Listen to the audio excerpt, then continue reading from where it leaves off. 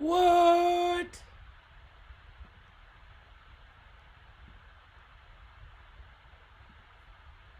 Changing it over.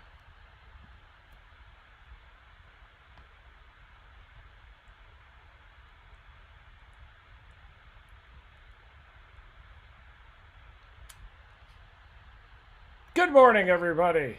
Good afternoon. Good morning out in California. We have a lot to talk about. We've got an atmospheric river event that is on steroids right now. And really, I think it's even a little bit muted because you have a La Nina effect, La Nina conditions that are at least in the central tropical Pacific. So you do have a bit of a muted subtropical response, but there are some warm anomalies in that little wedge, that subtropical wedge that goes from California back toward Hawaii. Live update here. We are going to be talking about the atmospheric river. I've got the atmospheric river satellite on the Windy app back behind me. And this same storm system is going to bring some severe weather potential Wednesday night and also on Thursday, but especially Thursday. Not as much moisture, though, with this one, certainly. Wednesday night into Thursday. That could lead to a little bit weaker of a threat. Trying to change this thumb over to the atmospheric river thumb that I have organized. Thanks for joining me, everybody. Thank you, members. I was thinking about chasing this also, but I really like the threat of severe weather on Wednesday night into Thursday.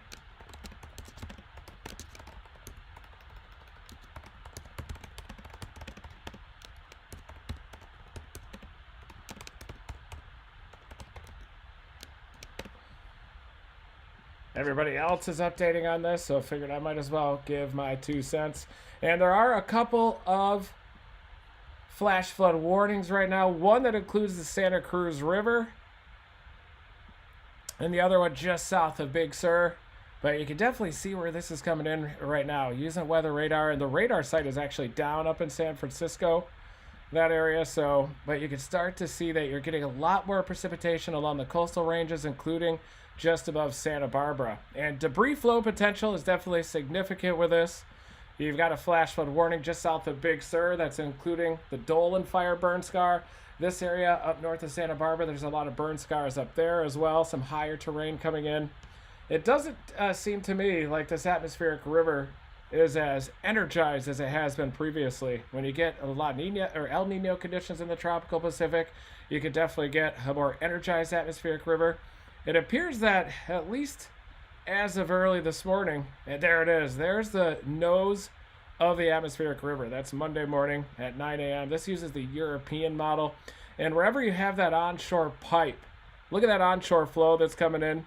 That has a connection to the subtropical Pacific. But the main low is up here off the Pacific Northwest. There's the main low, and it's actually a double-barreled low. Got a couple different low centers there. And usually these atmospheric rivers will form where you get a low or a bomb cyclone out the Pacific Northwest, and then along the southern periphery you get a belt of stronger mid-level flow, a subtropical connection. But you definitely have this double-barreled low just spinning out here, 2 subvortices. In fact, 3. You've even got a little subvortex right off the Oregon coast. Might even bring a threat of some water spouts up there as this lifts north up toward the Puget Sound area. There's also a 2% tornado threat too with the convective band that is moving into California. But most of the strong flow of these atmospheric rivers comes in on their southern periphery. You zoom way out so you can see the Pacific Ocean, and you can definitely see that belt of stronger flow right along the southern periphery. That's where the pressure gradient develops. But notice how this subtropical connection is muted right here. It's just, you don't really have a really pipe of a subtropical connection that you would get if you had an El Nino out here in the tropical Pacific. If you had some warm sea surface temperatures, then you'd have a subtropical jet on steroids, and then you truly have a powerful atmospheric river. But this thing is still causing problems. It's already contributed to a flash flood warning. Looking at the satellite imagery here on the Windy app, you could also look at visible. Look at all the visible satellite. You could definitely see those storms. All the cold air aloft is behind that lead pipe. And that's when you're going to get a lot of snow in the Sierra Nevadas, 3 to 6 feet possible. This is all cold air aloft, and this is going to swing into California too. And that's going to bring those snow levels down, and you're going to get some big time snow areas like Mammoth Mountain too. But look at this pipe. This is your atmospheric river event. It's definitely a significant atmospheric river in terms of precipitation. We've definitely had a lot of different rounds of it too. And look at this connection here. I'm using the windy.com app for this visualizer, and you can definitely see that there is a bit of convection too. Looking at the visible satellite imagery, you can see this next band of precipitation that's approaching. You see those agitated tops and satellite. That is showing the arrival of some thunderstorm activity that could even have some thunder and lightning.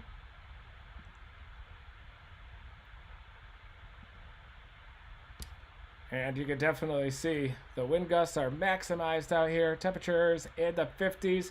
But this, right near Big Sur, this is exactly where that flash flood warning is located too.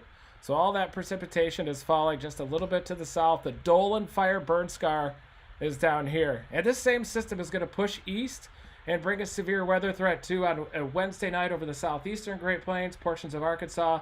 Thursday looks like the mid-south, and the nose of that instability going all the way up into Tennessee and Kentucky. I have a lot of people that throw around the term cold core, but a cold core setup is when you have a vertically stacked system from the surface all the way to a loft, and you get this weird occluded boundary that goes behind it with dry air and westerlies to the south of it. You get cyclonic shear along that boundary. Updrafts will develop along that boundary and stretch vorticity or spin into the vertical, and you can get land spout tornadoes. But every single trough in the polar front jet stream is cold core, so it actually has cold air aloft. Just because it's a trough doesn't mean it's a cold core setup.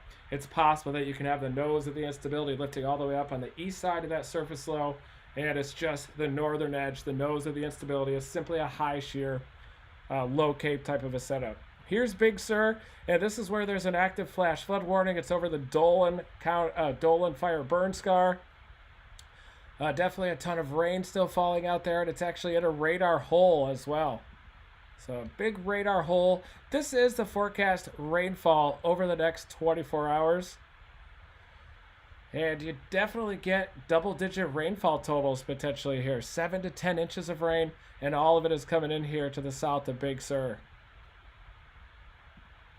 Going over to the flash flood warnings. Here you can see that flash flood warning, and just because you're not seeing rainfall up there doesn't mean it's not happening.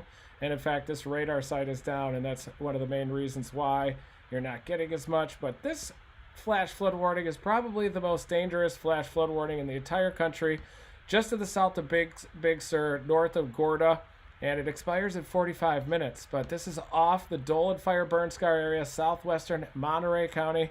3 to 8 inches of rain have already fallen, so you're getting a ton of rain getting squeezed out over those coastal ranges.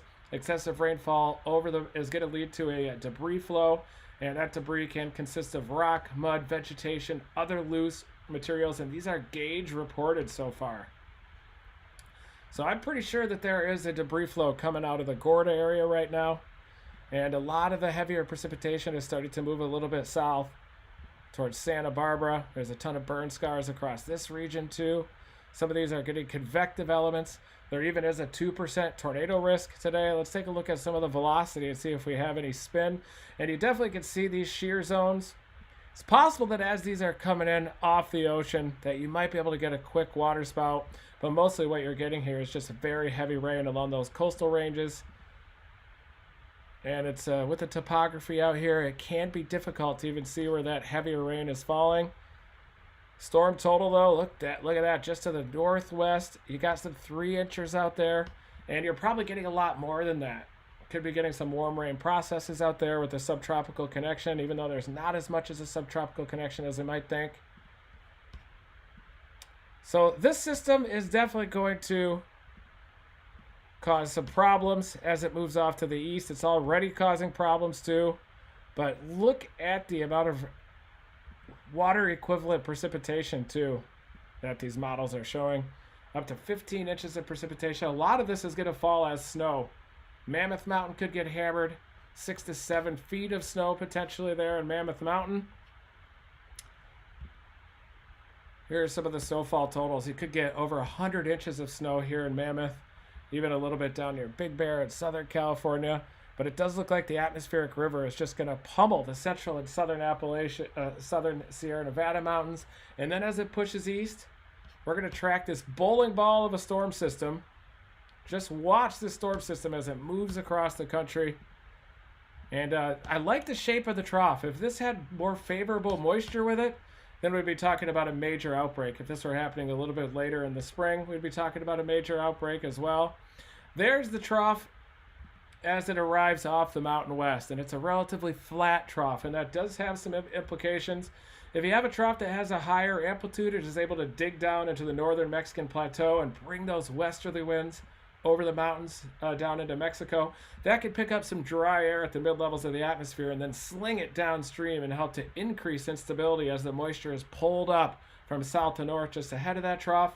Those are the basics of instability, and you definitely need that mid-level dry slot to basically propagate out from the trough and move over the warm sector downstream of the trough. But you have a very potent vortex, a lot of westerlies in the mid-levels of the atmosphere, and this is also going to amplify as it moves out of the southeastern Great Plains and into the mid-south.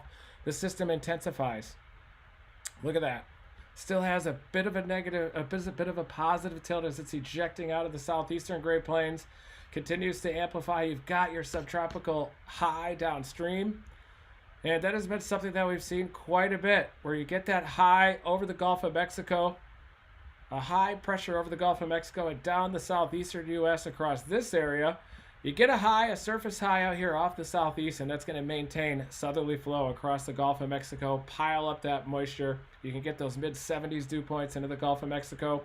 We don't have that this time, though, because the last system acted to clear out some of the Gulf of Mexico. So we're going to be dealing with probably low to mid-60s dew points up on Thursday. Thursday looks like the big day as this trough ejects on Wednesday night. I don't think that there's going to be quite enough moisture to have a robust tornado threat, but it could happen from western Arkansas into central Arkansas. You could get a tornado threat late Wednesday night, with some of the models showing those storms developing near the Arkansas-Oklahoma border Wednesday night at about 10 o'clock and potentially developing a tornado threat. But Thursday has my eye. Look at this low-level jet. That's the wind about a kilometer above the ground that really causes these storms to spin and tighten up at low levels. And look at that low-level jet expand by Thursday morning across Tennessee, Kentucky, all the way up to the Ohio River. It's a very large low-level jet. You have an open wave that's intensifying and increasing in amplitude as it ejects to the east. This is a 60-knot low-level jet across eastern Kentucky, central and eastern Tennessee, down into Alabama, and even the tail end of this low-level jet. Look how it's more west-southwesterly in nature. That is over top southerly surface winds, so you have a ton of directional shear. Look at these surface winds down into Alabama, down into central and southern Alabama, more southerly oriented. Up here in Kentucky, a little bit more southwesterly, but you still might have just enough speed shear over eastern Kentucky, maybe even some backed winds over eastern Kentucky to generate a tornado threat. And your main low down to 998 as it lifts up north of the Ohio River Valley and northeastern Indiana. The low is starting to intensify, and this is going to drift up across the northeastern Great Lakes and just meander about. It doesn't look like there's going to be as much of a coastal storm with this. Looks like east of that prefrontal trough across eastern Kentucky, you might get enough instability to generate a tornado threat. Just because the dew points here are in the upper 50s, as depicted by the GFS, doesn't mean you're not going to get enough instability, and the global models are likely underdoing it too. But you do have a lot of moisture down here south of the I-20 corridor, including Atlanta, low 60s dew points. But typically the global models underdo instability a bit. They underdo the surface temperatures this time of year. A lot of times they'll underdo the moisture return. But really, if we can get upper 60s dew points up into Kentucky, into Tennessee, then you could certainly get the threat of low top supercells, relatively lower instability. But look at that. You get about 1,200 Cape out here across western Kentucky in the NAM. It's a little bit slower of a system, not as fast as the GFS. The GFS has that zone setting up in eastern Kentucky and Tennessee. But this is a decent instability axis, and you can look at the photographs across this area. They're a bit straight line. That would suggest more of a hail threat But if you can back some of these winds, you'll get better shaped photographs. They'll have a lot more curvature. But look at all these straight line photographs, looking more like a hail threat into Kentucky by afternoon on Thursday, and that shifts into central Kentucky. It's Progressive Insurance, folks. Might have to take this call, but I'll have to call him right back. That's going to be about Hertz Car Rental.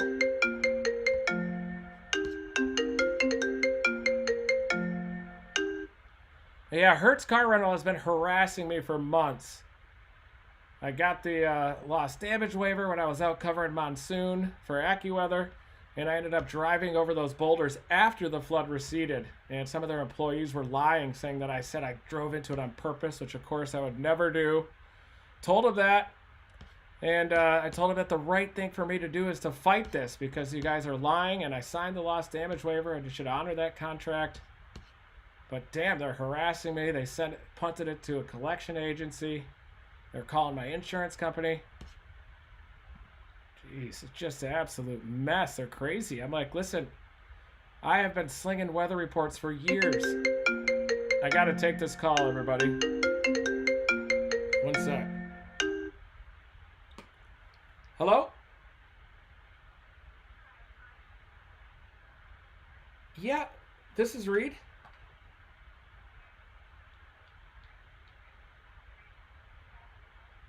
Yeah, that's about from Hertz Car Rental, I believe. They've been harassing me for months, ever since that summer time period. And I got a new email from them that said that they sent it to a collection agency or something like that. So,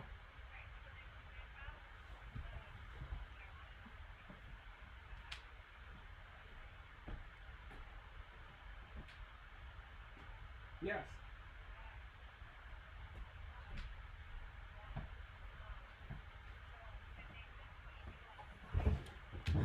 Yes, yeah, they sent me a letter and they kept saying the claim is void, but that's a contract that two people entered into. And I don't think that just one person can unilaterally lie and say that the contract is voided. They tried to say that the employees said that I purposely drove into a flood, which I didn't do. And I have live streaming video that shows the whole entire storm chase. I did drive over a boulder that was deposited on the road by accident, but the lost damage waiver shouldn't be voided just for bad luck either. So,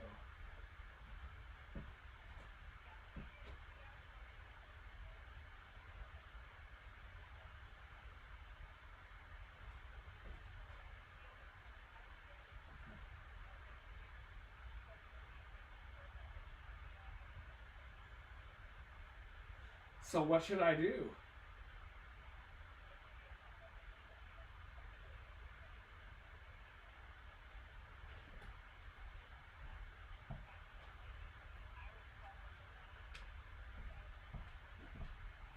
I tried to speak to supervisors and they punted it to a collection agency now, and I know that the truth is I should fight this, but I'm not sure exactly how to do it. So,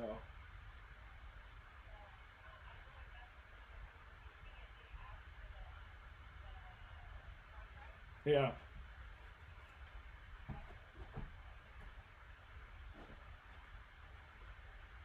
Okay, and I assume there's nothing they can do either, right?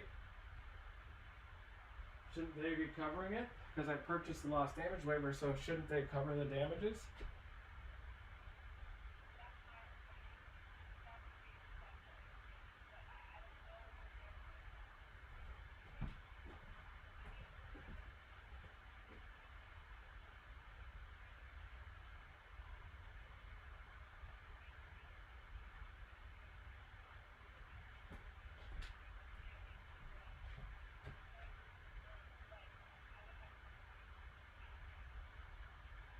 Okay, thank you.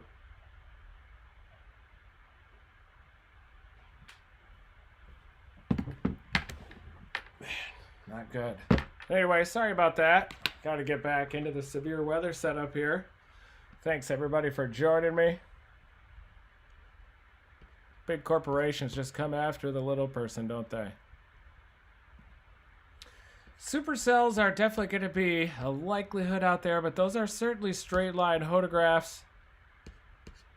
But it does look like the NAM even suggests some renegade storms developing out here from central Tennessee up into central Kentucky. Wouldn't be surprised if you get a tornado or two with this cold air aloft. And look at those photographs. You take a little bit of a deeper dive, and there's definitely enough wind shear for a tornado potential, even though these are flat. Even though your critical angles are extremely flat, those are near 25 degrees, it's possible that if you can get a little bit of a low-level jet intensification up near 40 knots, you can bulge that photograph out a little bit more, resulting in some more streamlined vorticity intake at the lowest levels. One thing I do notice, though, is a very well-defined elevated mix layer. Look at that elevated mix layer right there. That is dry air just above the ground. And that's going to act to steepen these lapse rates, and you definitely do get quite a bit of Kate all the way up. And it's this dry slot that comes in the mid-levels of the atmosphere that steepens the lapse rates, results in instability. You basically get sun, you get low-level moisture and heat, and that results in tornado potential. So I do think there's going to be supercell storms. I think there's going to be an isolated tornado or two.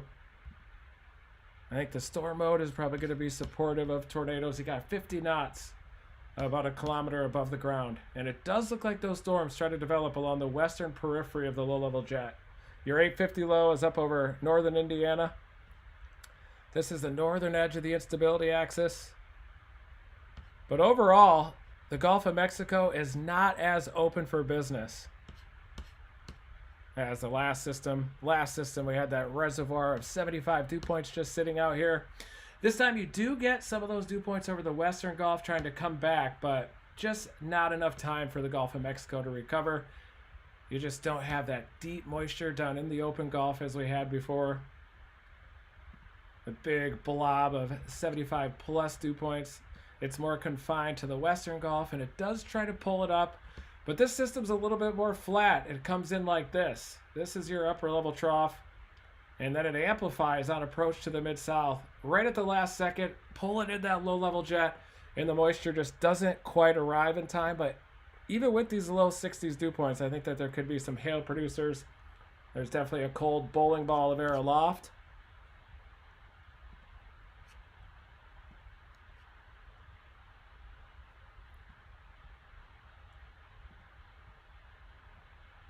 Show you the 500 millibar temperature. There's your trough shape, and it's a large open wave. The surface low is along the eastern edge of that, lifts up through the Great Lakes. This is where your surface low forms. Usually this is the upper trough, so we're looking at the jet stream in the mid-levels of the atmosphere. You get a surface low that forms downstream of these troughs. You'll get a high that forms upstream or downstream of the ridges, basically the inflection zones of the upper wave train. And this is the cold air aloft that's associated with the upper trough. In the mid-latitudes, with the polar jet stream, these troughs are associated with cold air. It's not a warm core system like a hurricane. It's got a lot of cold air. The jet stream thrives off of the temperature gradients below it. So this jet stream sets up right where the temperature gradient's strongest across North America. And downstream of these troughs, that's where the surface lows form. And then this one's going to lift up across the eastern Great Lakes region, and you're going to have a strong low-level jet out ahead of that trough too.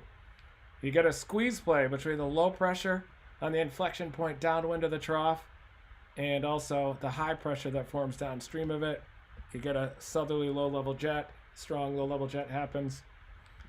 But this system's going to be all about this cold air aloft, migrating into central Kentucky, central Tennessee, right along that leading edge. That's where those storms are going to happen. It's possible you could also get a mode down into central and southern Alabama where you have a little deeper moisture. This trough definitely has enough amplitude to bring a low-level jet all the way down to the Gulf Coast, even though it becomes more westerly down across central and southern Alabama.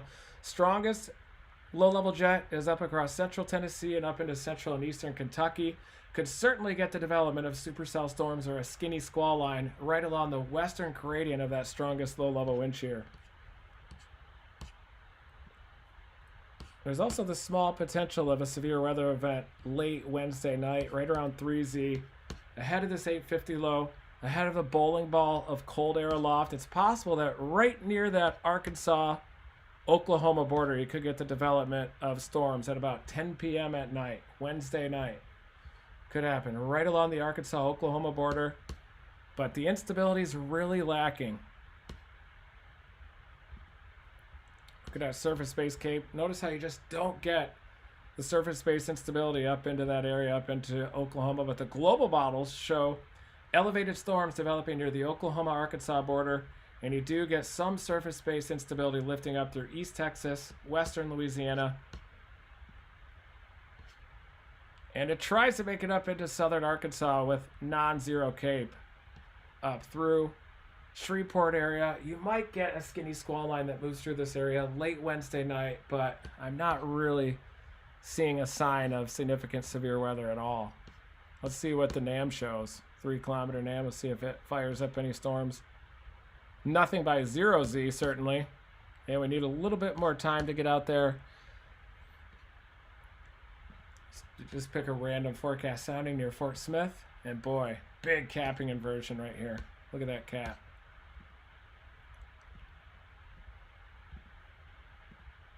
That area, strong capping inversion, and I just kind of picked a sounding randomly at Fort Smith near the Oklahoma-Arkansas border. I think Wednesday night is probably not going to be quite ready in time. It's likely going to be more of a Thursday event. Pick a sounding down near Houston. Better moisture, but still look at that capping inversion even down near Houston. Anytime you get that warm blob of air just above the ground, the parcels try to rise up into that like miniature hot air balloons. They hit that warm air and then they sink back down. And that's basically the basics of a capping inversion. You do have a nice dry slot coming in the mid-levels, but it's not enough to erode the cap. You would need probably a 71 dew point down there, low 70s dew points to really break that cap. Convective temperature is 87 degrees, or you can warm your surface temperature up to 87 degrees to break that cap. And then you'd have surface-based instability, a lot of dry air, and you'd probably have some decent directional shear too down near Houston. But really, Wednesday night is not looking like a setup where the moisture is gonna set up in time. But if this trough came in May, we'd be talking about an outbreak across Tornado Alley. I do expect Tornado Alley to go big this year once again.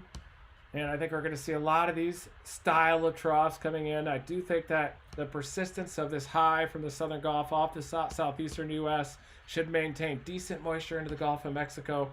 And I do think that Tornado Alley is going to come alive in a big way. But look at that trough. It's not going to turn into an East Coast snowstorm either like we originally thought.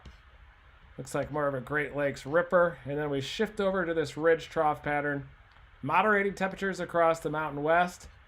And ridge trough is the exact opposite of what you want for an active severe weather pattern. Trough ridge from west to east across the United States. You need the exact inverse of this pattern to get active severe weather. And I think that in the tropical Pacific, if we can maintain... Let me show you some of the Pacific Ocean SST anomalies out there. Do some basics of El Nino, La Nina. This is the most recent Pacific Ocean sea surface temperature anomalies. This warm water up here in the North Pacific, that's the NPO, North Pacific Oscillation up here. NPO up there. Wrapping around that in this configuration is the PDO, Pacific Decadal Oscillation, that wraps around this way. Notice how it's actually negative. You got some cool water up here in the northern branch of the PDO. Subtropical branch of the PDO is down here. That's relatively warm, and that's why these atmospheric rivers do have the punch that they have, even though that subtropical jet is muted by the presence of this cold water down into the tropical Pacific, La Nina. You do have a little bit of warm water over a subtropical connection in the Pacific. That definitely helps out with these atmospheric rivers. But look here. Starting to see some neutral anomalies creep in, even some blobs of positive anomalies across the eastern subtropical Pacific. That could be an erosion of the La Nina. It starts from east to west. You get a reduction of the easterly trade winds. You have less upwelling, and then it gradually warms from east to west, and you get a replacement of the cold anomalies. The La Nina, we're on year 3 of this La Nina. It's been dominating out there for a long time, and it also causes this to be above average. From the Gulf of Mexico and the western tropical Atlantic, you get a high pressure center that sets up out here. Sunny skies. That leads to warmer sea surface temperatures. And you also get these southerly winds from the Caribbean up into the Gulf of Mexico that maintains the moisture into the Gulf of Mexico. And that's how we've had all these wintertime tornado outbreaks. We had the big Mayfield, Kentucky event, December 10 and 11 up there, Kentucky, Tennessee. It's just this climate system here sets up for these very extremes. I wonder if this La Nina pattern is almost like the Ice Age response, kind of an internal mechanism for the planet to mitigate a little bit of the warming that's happening across the other basins, like in the North Pacific, like the Atlantic Basin. You definitely do get some negative anomalies down across the southern hemisphere. But I wonder if this is an internal mechanism to kind of modulate the warming, whether it's short-term or decadal or long-term climate. I do think that the largest body of water out here that is the Pacific Ocean, located conveniently upstream of North America, plays a big role on the climate downstream and upstream. So definitely the Indian Ocean matters a lot out here as well. The Western Pacific Oscillation matters. Notice how you have a lot of cool anomalies starting to emerge in the Western Pacific Oscillation. Not getting as many of those super typhoons coming into Luzon as much, even though you do have some warm water down there. You just don't have that big bright red out there, big bright red anomalies.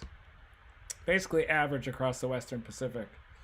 But this warm blob up here, that's the NPO, that likes to force a ridge across the Pacific and a trough across the western U.S.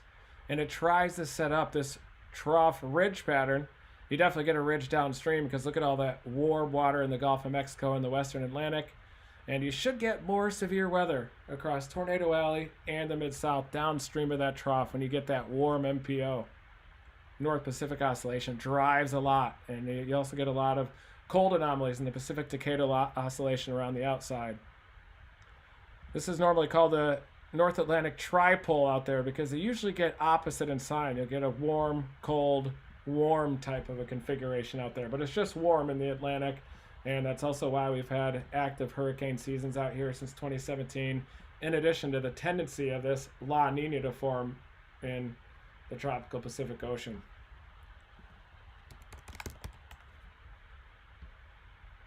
Marginal risk out of California today. I do want to show you the RAP analysis. Let's look at some of the severe weather.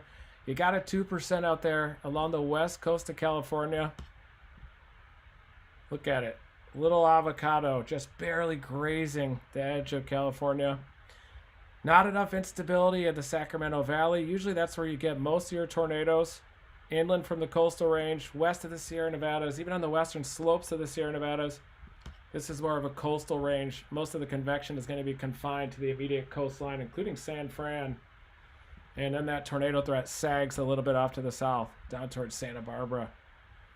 But we can look at what the environment looks like in there.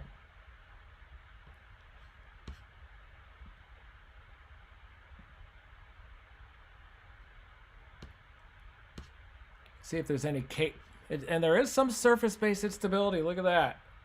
Right near the immediate coastline, you can see a couple of those rings out there of red.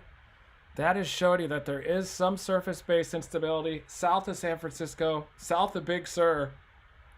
This is where that flash flood warning off the Dolan fire is located.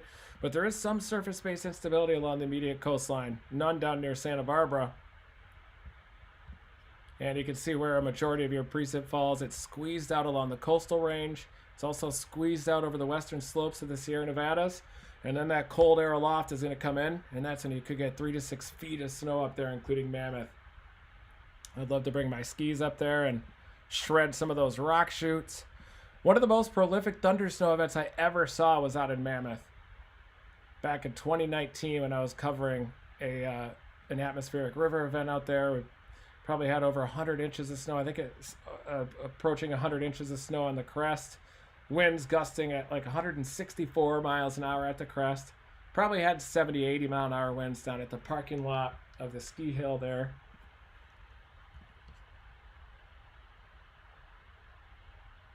And there's the RAP analysis showing that atmospheric river settling in down towards Santa Barbara as we go 6 hours from now.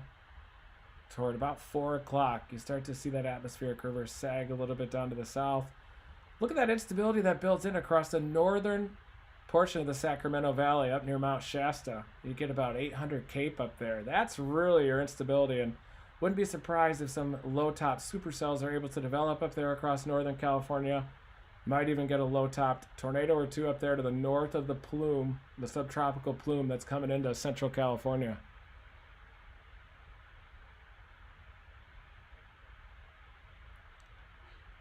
So thank you everybody for tuning into my weather report. I'm going to go ride on my mountain bike here. It's time for me to let it rip.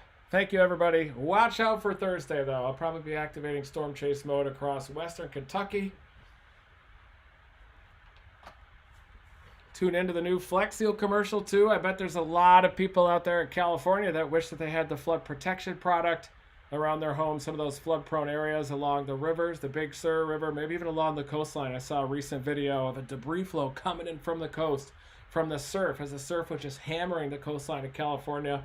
Some little debris flows were getting funneled in as well. So thank you, everybody, for joining this live weather report. We break things down in detail here. I'm a scientist, storm chaser, field person, but I do love to break down the science of these events as they're happening. My graduate research was actually focused on the Pacific climate system, on interannual up to decadal variability, predicting that in weather extremes, weather and climate extremes downstream across North America, even growing degree day extremes during the growing season, spring into summer, trying to help out farmers to better time their crops and to time those certain climate sensitive windows within the growing season. That was what my research was on. So thank you everybody for tuning into this weather report. Never stop chasing.